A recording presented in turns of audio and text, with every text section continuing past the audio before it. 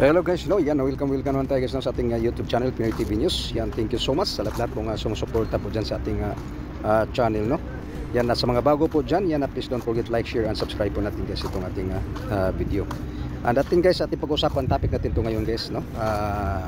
Ito po yung issue, no. Ito yung ano to, yung tungkol itong ICC.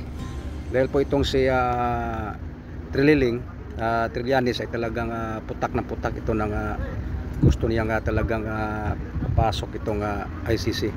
Ilang beses na po sinasabi ni BBM na ay wala po sila sa jurisdiction, no, na papasok itong ICC.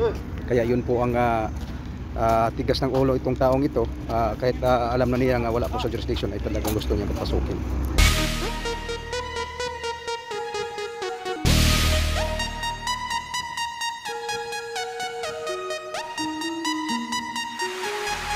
Bagong Pilipinas, kapal ng mukha, dami ng gutom at natulala. Dahil itong linabas niya ngayong mensahe, no? Sabi niya mayroong mga 50 personnel na mga pulis na nagpag-usap po dito sa ICC. At ano po yung sagot ng ating DOJ, kung sino man yung mga personnel na yan ay talagang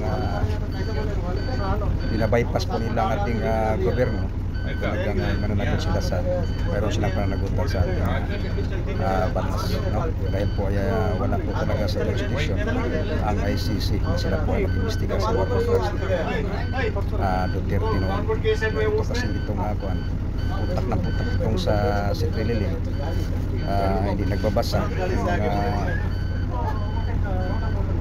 balao dito sa ating bansa. Ang gagawin natin kung ayaw talaga ni BBM, no? Ayaw talaga ng wala talaga silang karapatan. Ito po hindi yung kuhaan nila ng kapangyarihan yung ating mga korte dito, no? Mayroon tayong korte dito eh. Tapos ikaw putak ka ng putak dyan.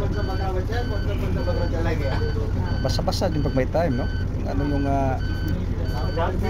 batas natin, yung putak ka ng putak dyan. Siguro lapit na rin kasi yung 2025 ito na next year, mayroon ng mga election tatakbo naman itong kuwan ito, tanong na ito. Kaya yung nakikita ko ano lang ito, wala talaga ito sa kuwan yung kanyang gusto nga magpasikat, wala din sa ayos na magpasikat. Dahil ay ikaw lang naman ang may gusto, no? Dahil talaga sa galit mo sa mga Duterte, dahil yung hindi ka pinagbigyan noon ng gusto kang maging partner ni Duterte sa gusto ka maging busy ba yata o anong gusto mo takbuhan noon na hindi ka